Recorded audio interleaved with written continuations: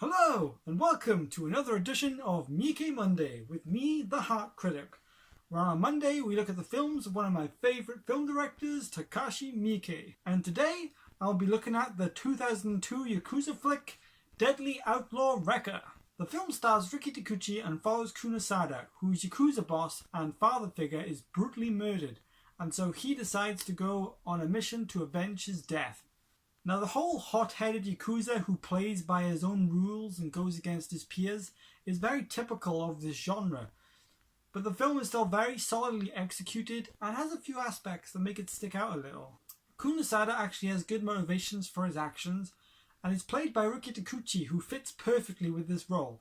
He is able to just be quiet, stern and intimidating, but also be very expressive with his face, sometimes just looking like an absolute madman. He's very much a go-to guy for these kinds of yakuza roles, but it's easy to see why, because he really does just fit in with them well. The film also stars some other Miike regulars, including Kenichi Endo, who plays Kunisada's loyal friend that sticks with him throughout the mission, and people like Renji Ishibashi.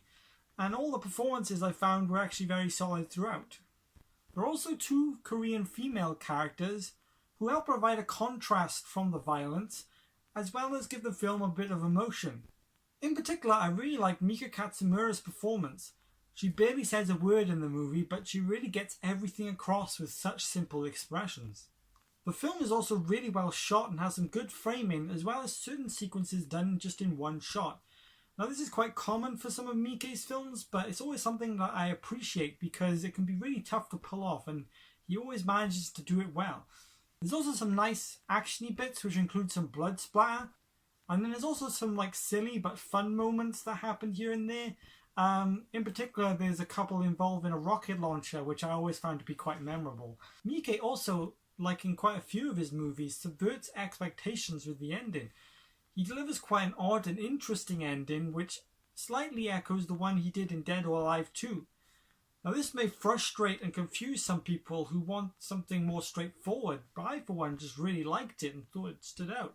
The other notable thing about the film is its soundtrack, which consists of the 1971 Satori album by the Flower Traveling Band. Now, I had actually heard and liked the album before even seeing this film, but it really fits well here. The heavy psychedelic rock is integrated really nicely and just works, especially in the opening and the ending. And two of the members of the band actually play small roles in this film, which is one of the reasons that the album ended up getting used, because Miike met them, he listened to the album and decided that that's what he wanted to use for the film, and it just so happened to fit. It's definitely one of the film's highlights and a welcome change of pace from the usual score you'd expect to hear in these kind of films. So yeah, while the film does still follow a lot of the usual yakuza tropes, it's really well made and has a few aspects like the music and the ending which keep it interesting and make it stand out. I for one personally really enjoyed it. As you can see, I've got the poster up on my wall from my Arrow video DVD release, and I think it's a good movie that's worth checking out, especially if you're into films from the yakuza genre.